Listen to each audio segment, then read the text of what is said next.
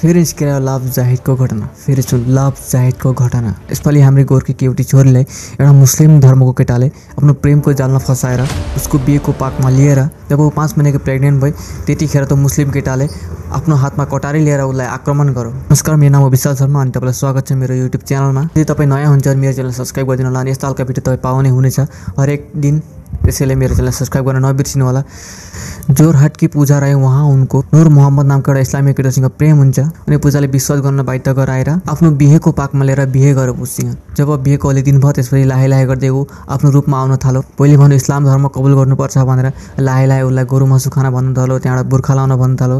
जब पूजाले यी सब कुरालाई अस्वीकार गर्न थाल्यो, नूर मोहम्मदको परिवारले हेरिरहेको अवस्थामा नूर मोहम्मदले दिन बदिन उसलाई अत्याचार गर्न थाल्यो। नूर मोहम्मदले आफ्नो हद कहिले पार गर्यो भन्दाखेरि जब पूजाले 5 महिनाको प्रेग्नेन्टको अवस्थामा थिए, नूर मोहम्मदले आफ्नो हातमा कटारी लिएर जब पूजाले आक्रमण गर्यो। 17 अगस्तको दिन जोरहाट मेडिकल कलेज एन्ड हस्पिटलमा उहाँलाई एडमिट गर्नु पर्यो। अनि डाक्टरपट्टिबाट के खबर आयो भन्दाखेरि आमा बच्चोमा एकजना मात्रै बचाउन सकिन्छ भनेर। जब हाम्रो गोर्खे जोलीको माथि यति अत्याचार भइरहेछ, नूर मोहम्मद अनि उसको परिवारले गरेको कामलाई कसरी हामी डोमेस्टिक भाइलेन्स भनेर यो कुरालाई हामी भन्नु। यो सब कुरो मैले भनेको होइन, यो सब पूजा राईको मुखबाट सुन्नु तपाईहरु।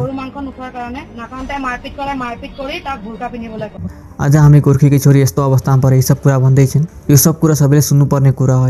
जब यो कुरो बाहिर निस्केर आएपछि हामीले जाल पायौँ और यस्तो कति कुराहरूलाई बाहिर निस्केर आउनु नसकेका। यो कुरो हरेक हाम्रा हिन्दू चेलीबेटीले जान्नुपर्ने कुरा हो यो। त्यसले यो भिडियो सेयर गर्नु, हरेक हिन्दू चेलीको बिचमा पुर्याइदिनु। यो भिडियो उसलाई जान्नुपर्ने कुरो हो यो। त्यसैले यो भिडियो हरेक हिन्दू चेलीको बिचमा सेयर गर्नु। नूर मोहम्मद जस्ता दरिन्द्रलाई त पुलिसले धरेर त लियो, तर हाम्रा चेलीले पनि यो कुरो जान्नुपर्ने कुरो हो यो। अनि हरेक बाबुआमाले आफ्नो छोराछोरीलाई यो कुरो बुझाउनु पर्ने कुरो हो के हुन्छ डिफरेन्स भनेर। त्यसपछि फेरि यस्ता खालका केस बाहिर निस्केर नहोस् भनेर त्यति नै भन्ने बिदा भएमा। यदि तपाईँलाई भिडियो राम्रो लाग्यो भने कमेन्ट गर्नुहोस्। मैले भनेको कुरो कस्तो लाग्यो त्यसको विषयमा तपाईँले कमेन्ट गर्न नबिर्सिनुहोस्। त त्यति भन्दै बिदा भएमा।